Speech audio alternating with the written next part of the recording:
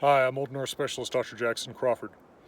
Like any other language spoken throughout human history, Old Norse was not spoken in isolation, but by people who interacted with speakers of numerous other languages, some of which left their mark on Old Norse.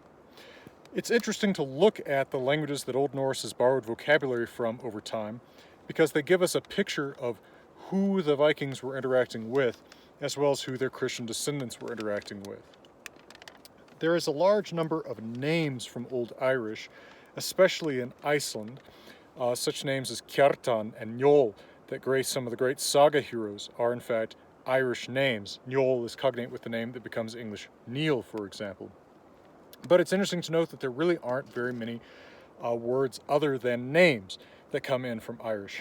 That probably speaks to the nature of Norse interaction with the Irish people, often viewing them as slave stock, and languages are very reluctant to borrow from socially below them. Typically when you borrow, it's either from a language that's sort of considered socially equivalent by the culture speaking the language, or it's a little bit above.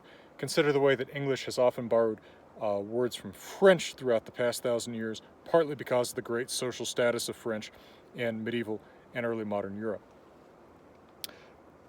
But there are a lot of normal items of vocabulary that come in from other Germanic languages.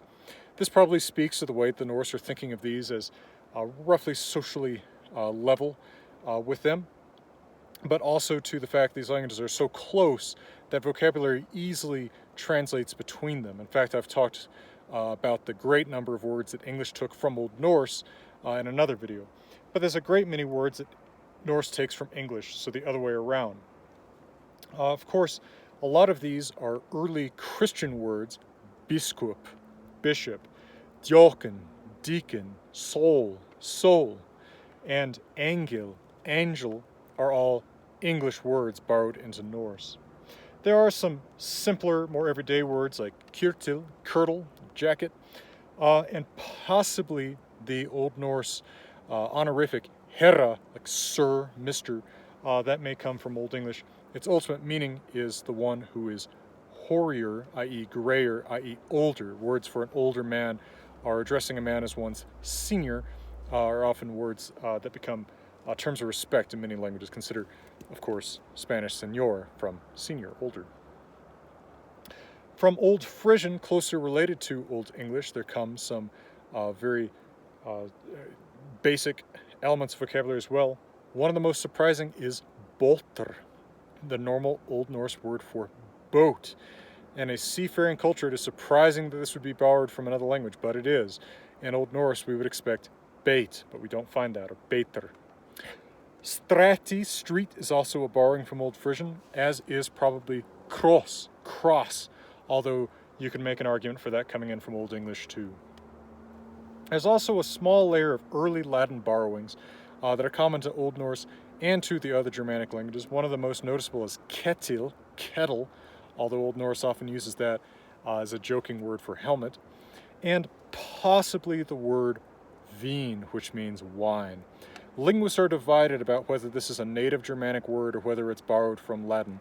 Personally, I actually side on the notion that vin is a native Germanic word, following some work by my colleague and good friend Luke Gordon at the University of New Mexico, exploring the history of that word.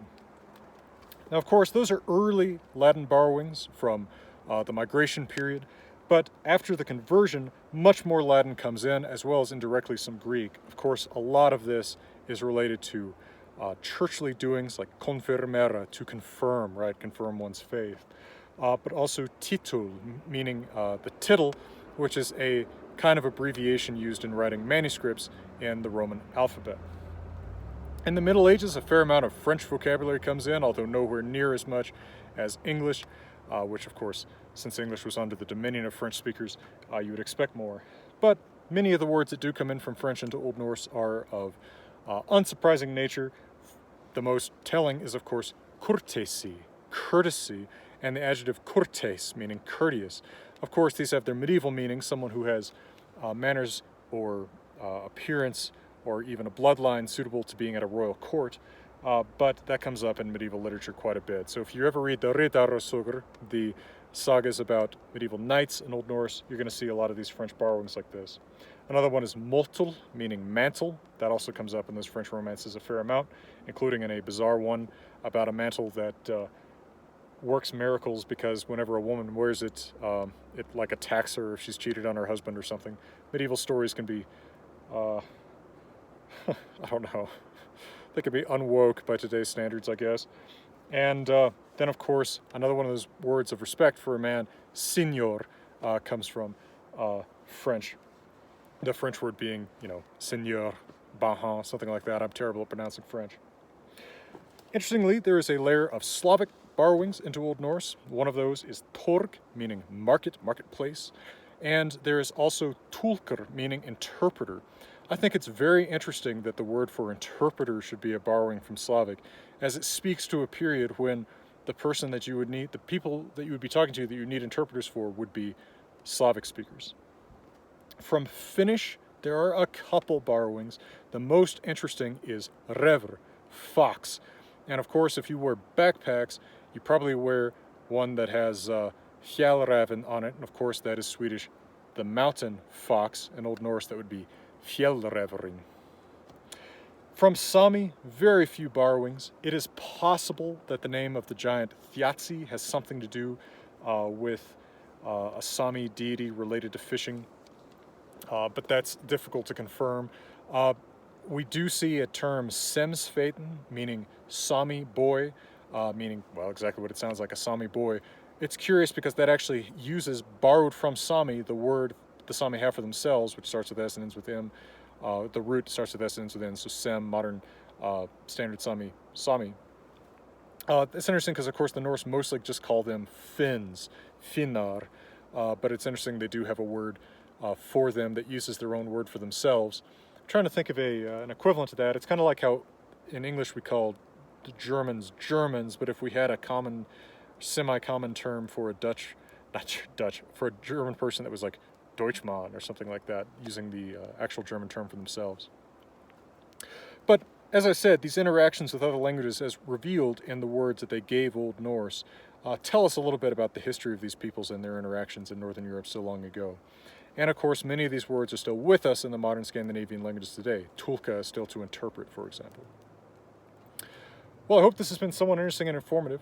And from beautiful Colorado, as always, I'm wishing you all the best.